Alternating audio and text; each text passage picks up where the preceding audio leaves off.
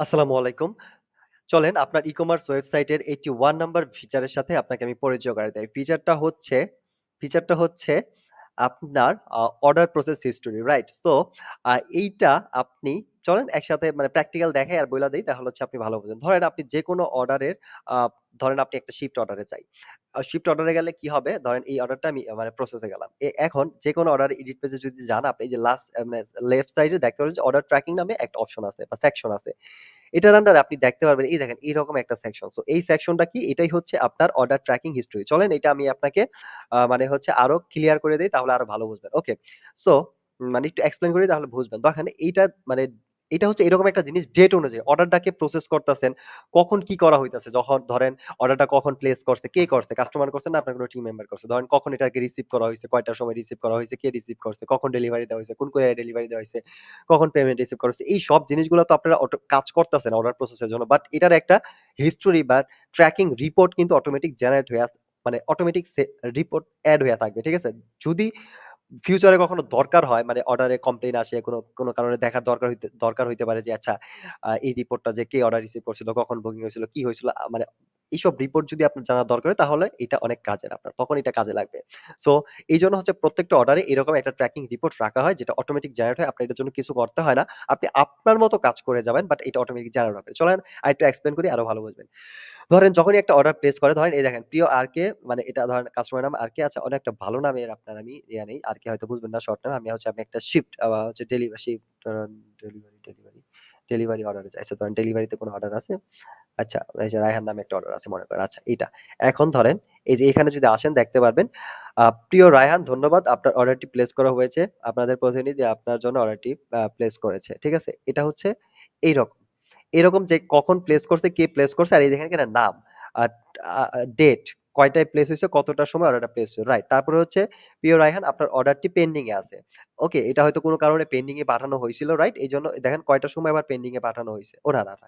নতুন order place করলে সাথে নিউ আর পেন্ডিং একসাথেই থাকে, রাইট? মানে পেন্ডিং আছে এটা হচ্ছে প্রসেস করা হবে। তারপরে দেখেন এখানে দেখেন আপনার অর্ডারটা কনফার্ম করা হইছে। দেখেন এটা হচ্ছে দেখেন ১৭ তারিখ অর্ডার প্লেস করেছে। এটা তো টেস্ট সাইট, রাইট? এত তো আর দেরি হয় না। ১৭ থেকে ২৮ সেপ্টেম্বর।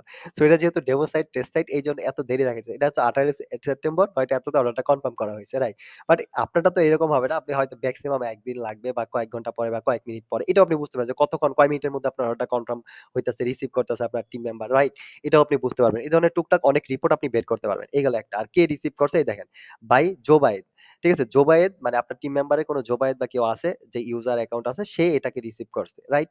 এইরকম এই সিস্টেমে বা আপনার সাইটে যেটা আছে তার নামটা এখানে উঠবে, রাইট? এটা গেল। তারপরে হচ্ছে ধরেন এখানে প্রিয় রায়হান আপনার অর্ডারটি প্রিন্ট করা হয়েছে। তারপরে হচ্ছে প্রিন্ট। ধরেন আপনার টিম মেম্বারে কে প্রিন্ট করছে, কয়টার সময় প্রিন্ট করছে ইনভয়েসটা সেটা কিন্তু আপনি এখানে দেখতে পারবেন। তারপরে হচ্ছে অর্ডারটা প্যাকেজিং কমপ্লিট এ ফালানো হইছে। কে প্যাকেজিং কমপ্লিট এ স্ট্যাটাস আপডেট করছে আপনার টিম মেম্বার যদি কয়েকজন টিম মেম্বার থাকে তাহলে আপনি বুঝতে পারবেন কে প্যাকেজিং এ মানে প্রিন্ট কমপ্লিট এ ফালাইছে আর কয়টার সময় ফালাইছে। সো এতে করে বুঝতে পারবেন এক টাইম থেকে আরেক টাইম যে কতক্ষণ পর বা কতক্ষণের মধ্যে অর্ডারটা প্রসেস হইতাছে, কনফার্ম হইতাছে, প্রিন্ট হইতাছে, প্যাকেজিং হইতাছে একটা আইডিয়া পাওয়া যায়, রাইট? ফিউচারে আরো কোনো ঝামেলা হইলে বুঝা যায়। অনেক রিপোর্ট বের করা যায়। আই থিংক আপনি একটা আইডিয়া পাচ্ছেন, রাইট? তারপরে ধরেন আপনি আপনার অর্ডারটি পিক আপ রিকোয়েস্ট পাঠানো হইছে। ঠিক আছে? State first courier. এখানেও আপনি বুঝতে পারবেন যে আচ্ছা এই পিক আপ রিকোয়েস্টটা আপনার পাঠানো হইছে স্টেট ফার্স্ট এ বা রেডেক্স এ কে পাঠাইছে, রাইট? কে এন্ট্রি দিছে এই জিনিসগুলা। তারপরে হচ্ছে স্টেট ফার্স্ট এ এটা কি?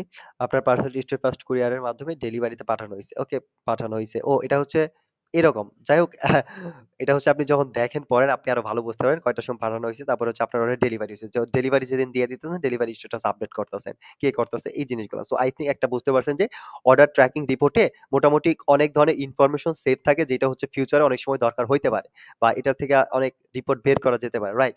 সো এখানে কিছু জিনিস আছে যদি আপনাদের এছাড়াও আরো কোনো রিপোর্ট ট্র্যাকিং রাখার দরকার হয় সেটাও আমাদের বললে আমরা এখানে এড করে দিব এই ধরনের রিপোর্ট আপডেট করে দিব। ওকে? No problem. আর আই থিংক এই পর্যন্ত বুঝতে পারছেন এটাও আপনার কাজে লাগবে।